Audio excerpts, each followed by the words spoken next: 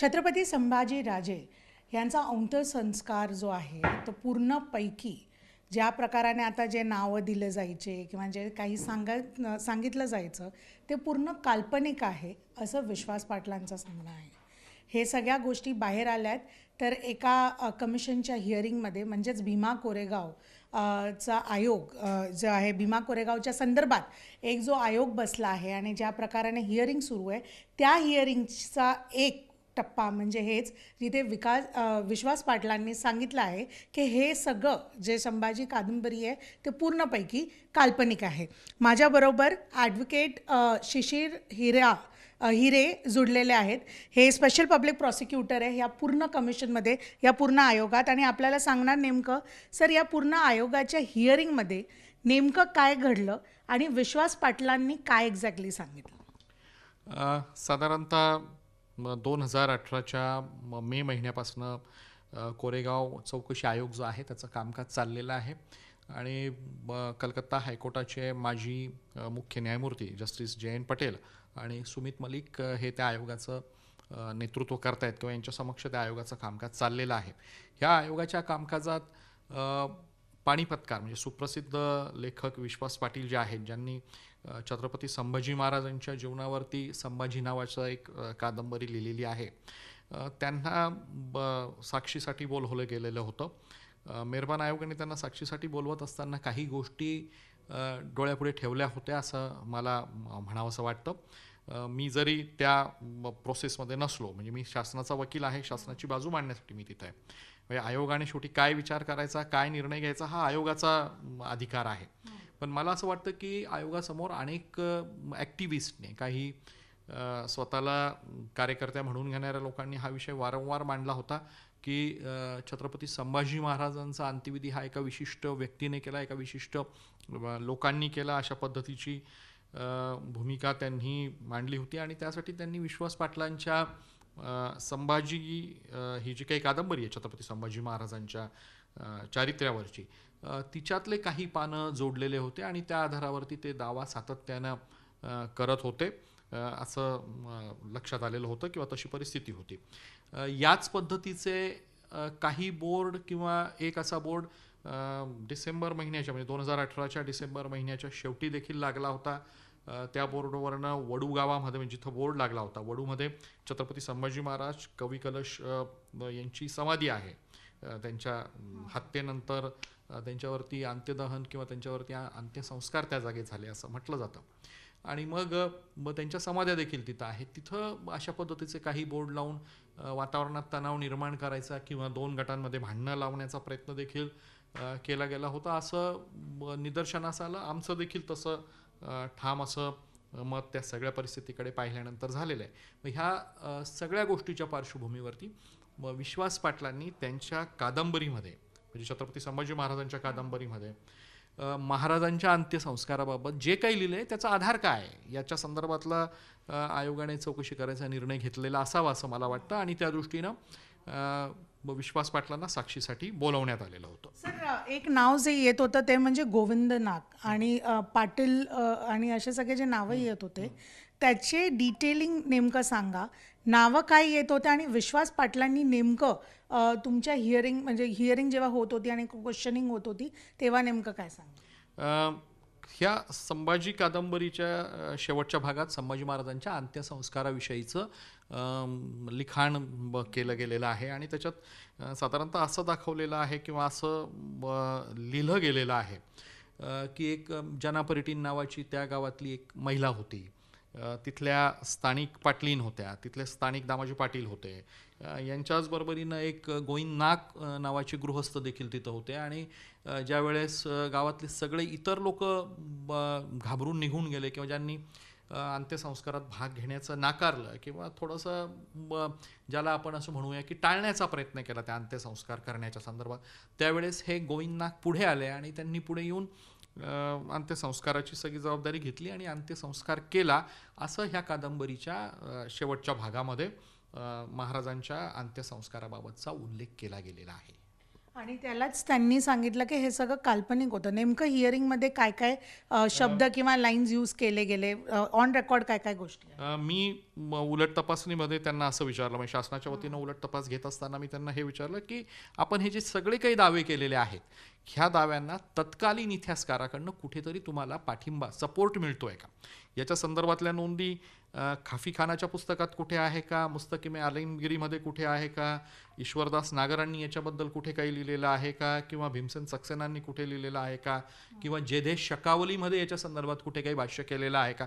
कारण हे जे काही मी नावं आपल्या पुढे घेतले हे सगळे तत्कालीन इतिहासाचे ठेवे आहेत. तत्कालीन लेखकांनी या संदर्भात इतिहासामध्ये अतिशय सविस्तर असं भाष्य केलेलं आहे.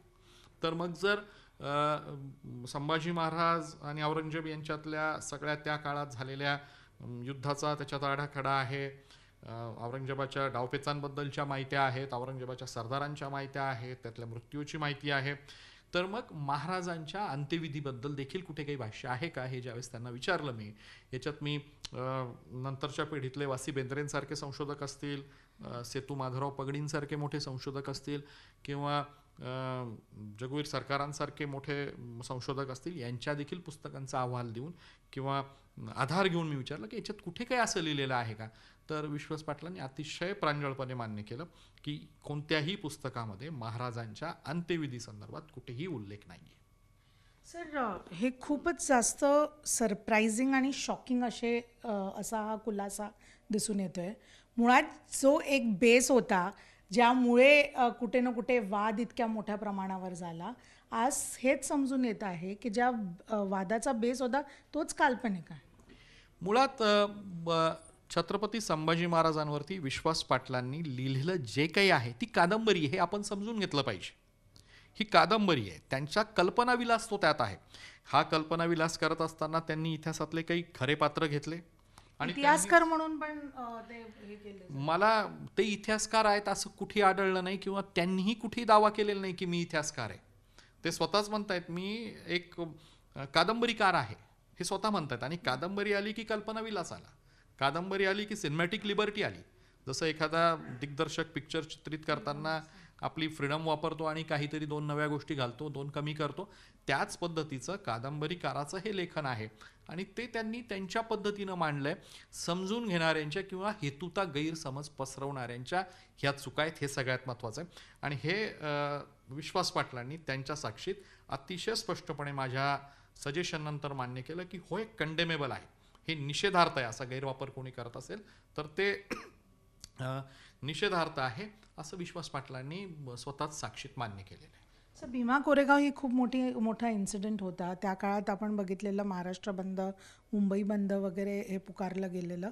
मुळात आता जेव्हा तपासणी आयोग ह्याच्यावरती काम करते आणि जेव्हा हे समजून येते काल्पनिक आहे, त्याचे रिपरकशन्स काय होणार, आणि नेमकं मग तेव्हा जे सगळ्या गोष्टी घडलेल्या ते मुद्दामून इंटेन्शनली घडलेले का, ह्या सगळ्या गोष्टी पण बाहेर आहेत.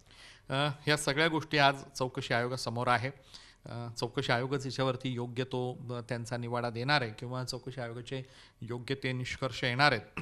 त्यामुळे त्याबद्दल मी आज बोलणं चुकीचं ठरेल. एक गोष्ट मात्र मी माझ्या शासनाची मात्र निश्चित सांगेन की 1 जानेवारी 2018ला जो काही घटना जी काही कोरेगाव परिसरात किंवा पेरणे फाटा परिसरात घडली होती, ती शासनाच्या पोलीस दलानं किंवा सगळ्याच ॲडमिनिस्ट्रेशन, म्हणजे रेव्हेन्यू असेल, पोलीस दलाचं ॲडमिनिस्ट्रेशन असेल, किंवा पॉलिटिकल लिडरशिप असेल, यांनी अतिशय चांगल्या पद्धतीनं संयमित धोरण घेऊन ते सगळ्या परिस्थिती हाताळली. आणि एवढा मोठा समुदाय असताना देखील ती परिस्थिती शांततेत हाताळल्यामुळे ह्या घटनेत एक व्यक्ती सोडली किंवा त्याच्यावरती हल्ला झाला म्हणून त्यांचा जीव गेला, जीवितहानी झालेली नाही. हा मोठा शासनाच्या दृष्टीनं अतिशय क्रेडिटेबल असा मला वाटतं भाग आहे. सर, तेव्हाच्या काळाचा तो इन्सिडेंट होता. आयोग आता कुठपर्यंत पोहोचला आणि अजूनपर्यंत काही निष्कर्ष निघालं का नाही आहे, किंवा कधीपर्यंत निघणार आहे? मुळात जोपर्यंत आयोगाचं कामकाज संपत नाही आणि आयोगाचा अहवाल येत नाही तोपर्यंत निष्कर्ष निघूच शकत नाही. कारण आयोगाला निष्कर्ष काढायचा असेल तर सगळ्याच पुराव्यांचा सखोल असा अभ्यास करावा लागतो आणि मग निष्कर्षापर्यंत यावं लागतं. त्यासाठी आपल्याला वाट पाहावी लागेल. आयोग 31 मे 2026 ही मुदतवाढ दिली गेलेली आहे. तोपर्यंत आयोगाचं कामकाज संपेल अशी आपण अपेक्षा ठेवूया. पण आयोगाचं स्वरूप अतिशय मोठं आहे, पुढच्या 200-300 वर्षाच्या महाराष्ट्राच्या भवितव्यावर परिणाम करणारा आहे. समृद्ध महाराष्ट्राच्या निर्मितीसाठी गैरसमज दूर होणं अतिशय गरजेचं आहे. आणि त्या दृष्टीने आयोगाचं कामकाज चाललेलं आहे. त्यामुळे कदाचित कामकाज जर नाही संपलं आणि आयोगाला वाटलंही की आपल्याला आणखीन एखादी मुदतवाढ हवी आहे, तर ते त्यांचा स्वतःचा प्रोगेटिव्ह आहे, त्याबद्दल भाष्य करणं योग्य होणार नाही. सर एक शेवटचा प्रश्न पण डिटेलिंगमध्ये. एक तुम्ही सांगता जर हे सगळं म्हणजे तुम्ही as in Vishwas Patil sir स्वतः सांगतात की हे सगळं जर काल्पनिक आहे, मग दुसरी एक बिलीफ काय आहे? मग 3 समाधी जे आहेत त्यांचं नेमकं काय एक मोटो आहे किंवा त्याची मेसेजिंग काय आणि ते कोणत्या तथ्यावर आधारित आहे? छत्रपती संभाजी महाराजांची तिथं समाधी आहे, कवी कलशांची तिथं एक समाधी आहे आणि छत्रपती संभाजी महाराज आणि कवी कलश यांच्या समाधी स्थळाच्या बाहेर जे मंदिर आहे तिथं शिवल्यांचं म्हणजे वीरबापू शिवले यांच्या नावाचं दगड किंवा समाधीस्थळ दिसतं, अशी मात्र तिथं परिस्थिती आहे. आणि 3 समाधी जे आहेत मग ते ह्या छत्रपती संभाजी महाराजांची, कवी कलशांची आणि वीरबापू शिवलेंची ही परिस्थिती मात्र तिथं आहे. आणि कोणत्या आधारावर या सगळ्या गोष्टी? संभाजी महाराजांची जी काही समाधी आहे ती साधारणतः 1800 काही सालातच शोधली गेली आणि ती मिळालेली आहे. काही सनद आहेत, त्या सनदांमध्ये दिवाबत्तीच्या संदर्भातलं भाष्य आहे, समाधीचा मेंटेनन्स करावा म्हणून भाष्य आहे आणि हे सगळं जे काही भाष्य किंवा ह्या ज्या सगळ्या सनदा आहेत ह्या सातारा दप्तराच्या आहेत. म्हणजे छत्रपती शाहू महाराजांनी ह्या सनद दिलेल्या आहेत त्या काळात. छत्रपती शाहू महाराज म्हणजे पहिले छत्रपती शाहू महाराज जे संभाजी राजांचे पुत्र होते किंवा येसुबाई राणीसाहेबांचे पुत्र होते, त्यांनी दिलेल्या त्या सनद आहेत.